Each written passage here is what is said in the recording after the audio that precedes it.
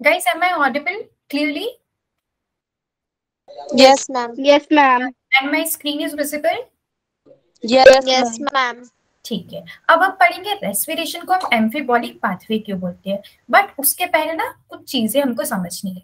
ठीक है, तो देखो जो रेस्पिरेटरी सबस्ट्रेट होते हैं वो क्या होते हैं? What are respiratory substrates? Starting वाली क्लास में बताया था ना, Deepanshu, Shivani, Jiya, Ana. Ma'am, the compound which are oxidized during respiration. During oxidation. Okay, तो अगर मैं यहाँ पर ये रिएक्शन लिखती हूँ रेस्पिरेशन की, तो food plus oxygen gives out carbon dioxide, water and, और क्या मिलता है हमको इस प्रोसेस में? Energy in the form of ATP, right? Energy. है ना? तो देखो आपका इस रिएक्शन में जो फूड होता है उसको हम क्या बोलते हैं? Respiratory substrate. अब फूड के डिफरेंट कंपोनेंट्स होते हैं, कौन कौन से होते हैं? प्रोटीन्स होते हैं फूड में, आप जो खाना खाते हैं उसमें प्रोटीन होता है। Carbohydrates. हाँ, कार्बोहाइड्रेट्स होते हैं, और क्या होता है? फैट्स होते हैं, Fats. है ना? देखो तो फूड में जो भी प्रेजेंट है सबका ऑक्सीडेशन होगा और एनर्जी मिलेगी। तो यहाँ जो रेस्पिरेटरी सबस्ट्रेट है, आइदर प्रोटीन हो सकता है, कार्बोहाइड्रेट हो सकता है, या फैट हो सकता है। इतनी बात क्लियर है? Yes, ma'am. अब जो कार्बोहाइड्रेट में हमारा कौन सा होता है? मेन ग्लूकोज, है ना? हम किसका ब्रेकडाउन करते हैं? ग्लूकोज। ये क्या होता है? मोस्ट फेवर्ड होता है या मोस्ट कॉमनली यूज, मतलब हमको जो मैक्सिमम एनर्जी डिराइव करना है वो हम कहाँ से डिराइव करते हैं? ग्लूकोज से। ठीक है, ओके राइट? Yes, ma'am. ठीक है, तो जो ग्लूकोज है वो हमारा क्या है? कार्बोहाइड्रेट, और ये मोस्ट फेवर्ड क्या है? Respiratory substrate. तो जो कार्बोहाइड्रेट हमारे पास किसी भी फॉर्म में होगा, अगर सुक्रोज, लैक्टोज, माल्टोज, किसी भी टाइप का कार्बोहाइड्रेट प्रेजेंट है, तो पहले हम उसको किस में कन्वर्ट करेंगे? ग्लूकोज में कन्वर्ट करेंगे, और फिर वो कहाँ जाएगा? ग्लाइकोलाइसिस, क्रैब साइकिल, ईटीएस, और उससे क्या मिल जाएगी? एनर्जी। क्लियर? Yes, ma'am. ठीक है, नेक्स्ट इसमें बात करें कि इसमें ग्लूकोज के अलावा कुछ दूसरे सबस्ट्रेट भी आते हैं, जैसे प्रोटीन हो गया या फैट हो गया, इनका भी हम ब्रेक डाउन करके क्या कर सकते हैं? एनर्जी का सिंथेसिस।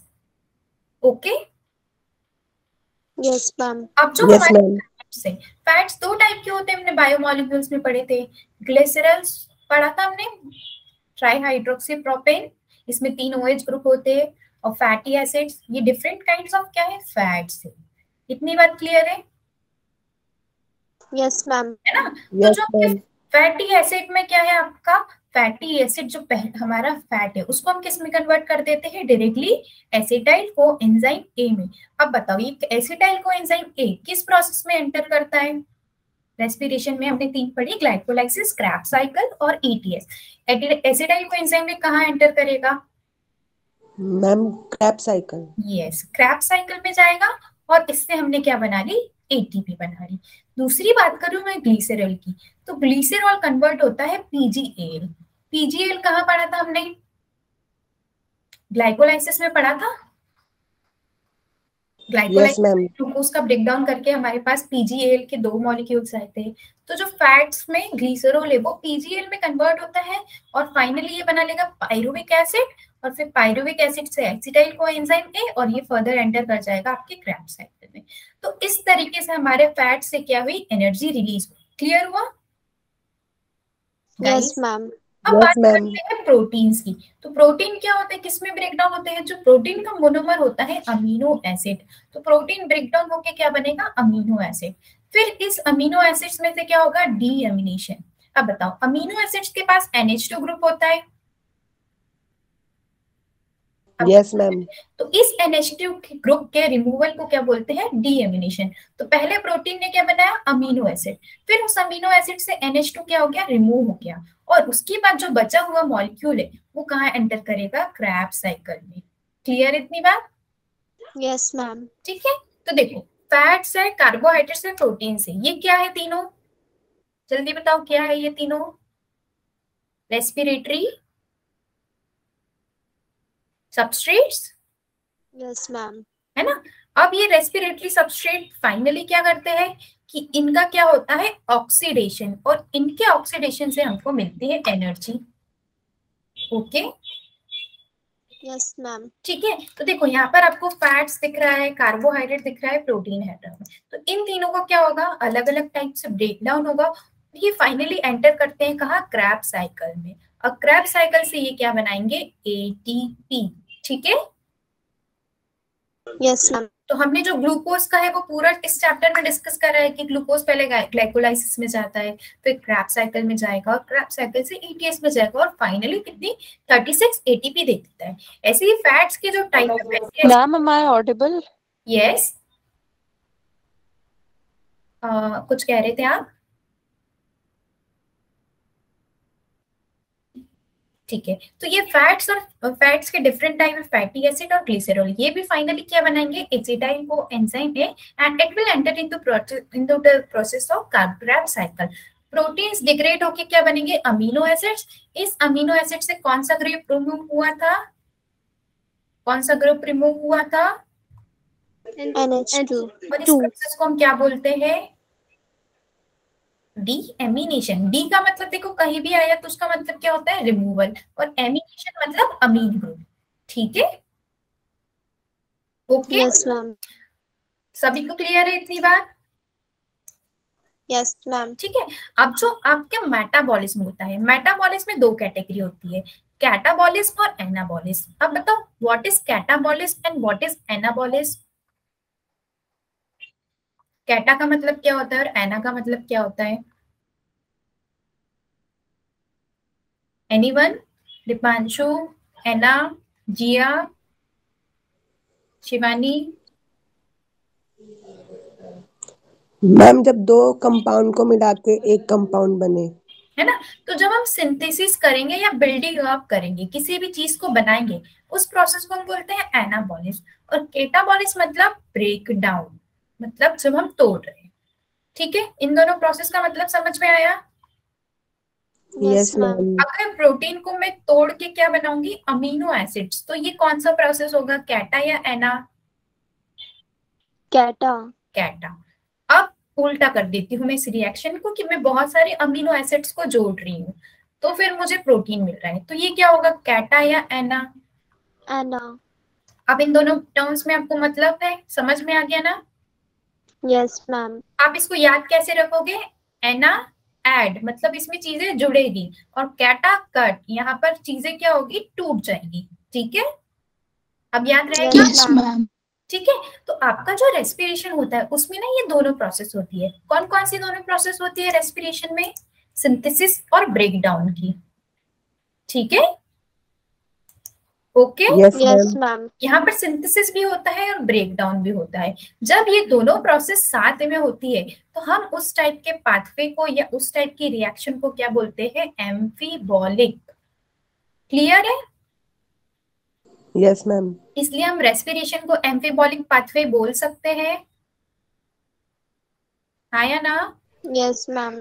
ठीक है, यस मैम। इसमें ब्रेकडाउन भी हो रहा है और सिंथेसिस भी हो रहा है, और जब दोनों साथ में होते हैं किसी प्रोसेस में तो उसको हम बोलते हैं एम्फीबॉलिक प्रोसेस, और जिस टाइप का वो पार्ट ट्रेवल करती है उससे बोलते हैं एम्फीबॉलिक पाथवे। क्लियर है Yes, ma'am. सभी को? मैम ठीक है, देखो फॉर एग्जांपल फैटी एसिड्स का क्या हुआ था, ब्रेक डाउन, मतलब यहाँ पर क्या हुआ, कैटाबॉलिज्म में या एनाबॉलिज्म, Cata. है ना, और इसने ब्रेक डाउन होके बनाया एसिटाइल कोएंजाइम ए। ठीक है, अब ये क्या बन गया, एसिटाइल कोएंजाइम ए से एनर्जी बन गई। पर अब इस फैटी एसिड बनाना है, अगर मुझे फैटी एसिड बनाना है तो मुझे एसिटाइल कोएंजाइम ए को वापस सिंथेसिस करना पड़ेगा, किसमें, फैटी एसिड में।